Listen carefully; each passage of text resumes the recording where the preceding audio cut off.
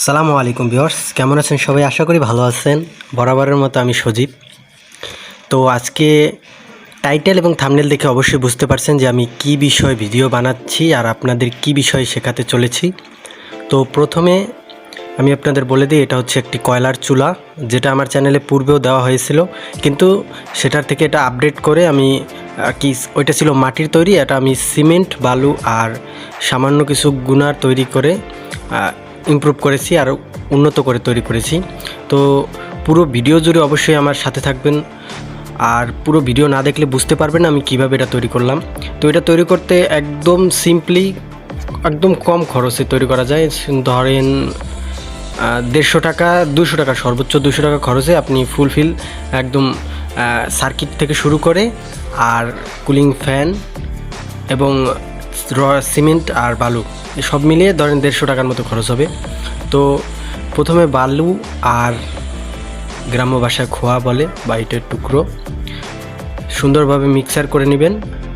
তারপরে সুন্দরভাবে মিক্সার করার পরে এগুলোকে পানি দিয়ে দেবেন। আর যারা আমার চ্যানেলে নতুন তারা চ্যানেলটি সাবস্ক্রাইব করে বেল আইকনে ক্লিক করে অলে ক্লিক করে রাখবেন, যাতে এরকম টেকনিক্যাল রিলেটেড ভিডিও সবার আগে আপনার কাছে পৌঁছায়। তো সিম্পলি এগুলো মিক্সার করে আমি এগুলো দিয়ে দিচ্ছি। এগুলো আপনারা সবাই পারবেন, এগুলো বলার কিছুই নেই। তো যখন আমার একদিন পরে এগুলো সব বের করে নিচ্ছি, কলা গাছ যে দিয়েছি ওগুলো বের করে দিচ্ছি। তারপরে আলাদা একটা ফ্রেম করে নেবেন, যে ফ্রেমের সাহায্যে বাকি কয়লা রাখার স্থান বাদে সবগুলো ঢেকে দেবেন। তো সবগুলো জায়গা আমি আটকে দিচ্ছি এইভাবে। এবার একটু ছোট খোয়া নেবেন, যাতে এই জায়গাগুলো সুন্দরভাবে গ্যাপটা পূরণ হয়, কারণ এখানে বড় খোয়া নিলে আপনি জায়গাটা পূরণ করতে পারবেন না। তো এই পাশে যে ফাঁকা জায়গা, বড় জায়গা, সেই জায়গায় আপনি বড় খোয়া ইউজ করতে পারেন, কোনো ব্যাপার না। তো সব জায়গায় আপনি সুন্দরভাবে সিমেন্ট আর মিক্সারটা মিশিয়ে দেবেন। আর সুন্দর মসৃণতা পাওয়ার জন্য আমি শুধু সিমেন্ট দিয়ে একটু উপরেটা মসৃণ করে নিয়েছি। তো পরের দিন ওগুলো সব খুলে ফেলেছি। তারপরে এখন এই প্লাস্টিকটা উঠিয়ে ফেলেছি। এখন আমরা এই কাঠটা সরিয়ে দেবো। দেন আমরা এইখানে কয়লা রাখার জন্য সুন্দর একটা জায়গা তৈরি করব, যাতে সুন্দরভাবে কয়লাটা জায়গা মতো থাকতে পারে।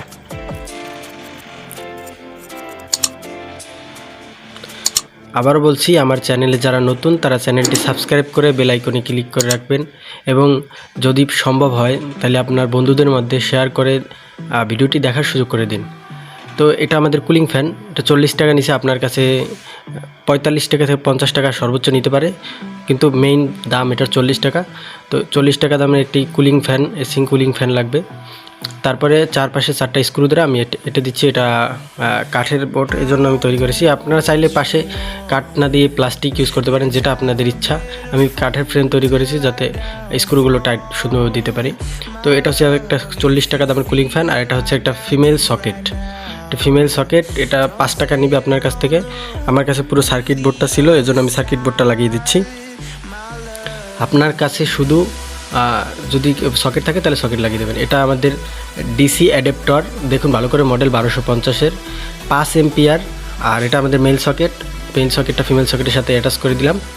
আর এটা হচ্ছে আমাদের 12 ভোল্ট 5 এম্পিয়ারের একটা অ্যাডাপ্টার। আপনারা চাইলে 2 এম্পিয়ার 3 এম্পিয়ার যেটা মনে চায় ইউজ করতে পারবেন, এটা কোনো সমস্যা নেই। এটা অনেক লোড নিতে পারে, এসি কুলিং ফ্যানটা খুব লোড নিতে পারে, কোনো ব্যাপার না। আর এই উপর দিক থেকে আমাদের হাওয়াটা বের হবে। এটা হচ্ছে আমাদের চার্জারটা কানেকশন করে দিয়েছি।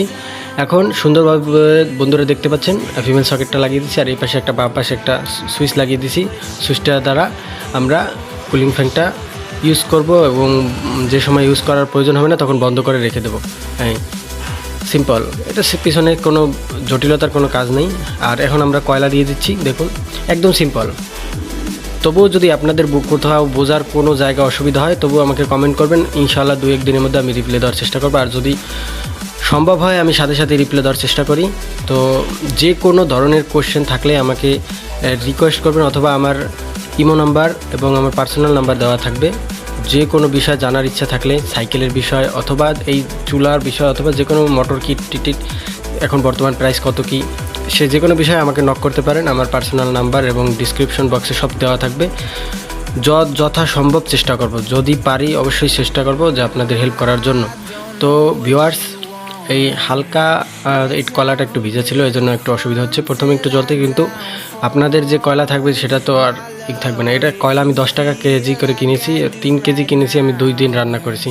তো সব থেকে সাশ্রয়ী যদি কোনো চুলা হয় তাহলে কয়লার চুলা, এর থেকে মনে হয় না সাশ্রয়ী কিছু আছে।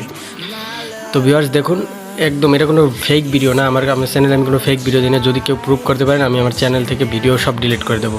তো দেখুন ভালো করে, একদম রিয়াল আগুন, এটা কোনো এডিট বা কোনো কিছু করে না, একদম রিয়াল করা ভিডিও দেখুন একদম। তো চ্যানেলে যারা নতুন তারা চ্যানেলটি সাবস্ক্রাইব করে বেল আইকনে ক্লিক করে অলে ক্লিক করে রাখুন, আমার ভিডিও সবার আগে আপনার কাছে পৌঁছে যাবে। তো কয়লার চুলায় মূলত আমাদের লাগবে বাতাস। তো বাতাসটা কী কারণে আমরা দিব? বাতাসটা দিলে আমরা যে কামারের দোকানে দেখি যে ম্যানুয়ালভাবে তারা বাতাসটা দেয়, আমি ওই টেকনিকটা ফলো করে এখানে কুলিং ফ্যান ইউজ করছি, কারণ এটা প্রেশার অনেক বেশি, এই বাতাসটা বাইরে থেকে টেনে ভিতরে অনেক ফোর্সের নেয়, এজন্য। আর ডান পাশে আমি ছাই বের করার জন্য জায়গা রাখছি, আর একটা কাঠের বুয়া একটা ছোটো টুকরো রাখছি যাতে হাওয়াটা বের হয়ে না যেতে পারে, এই যে পাশে দেখতে পাচ্ছেন। আর একদম এই যে আমি চা বানাতেছি দেখুন। আর ওই পাশে ভাল্বটা জ্বলবে যখন, এটা হচ্ছে আপনার ইচ্ছা, আপনি যে সুইমেল সকেটের জায়গায় ভাল্ব রাখতেও পারেন, না রাখতেও পারেন, এটা হচ্ছে আপনার ইচ্ছা। তবে আমি আমার চ্যানেল কোনো ফেক ভিডিও দিই না। তো আজকের ভিডিওতে এই পর্যন্তই, দেখা হচ্ছে নতুন কোনো ভিডিওতে। ততক্ষণ ভালো থাকুন, সুস্থ থাকুন এই কামনা করি। আসসালামু আলাইকুম।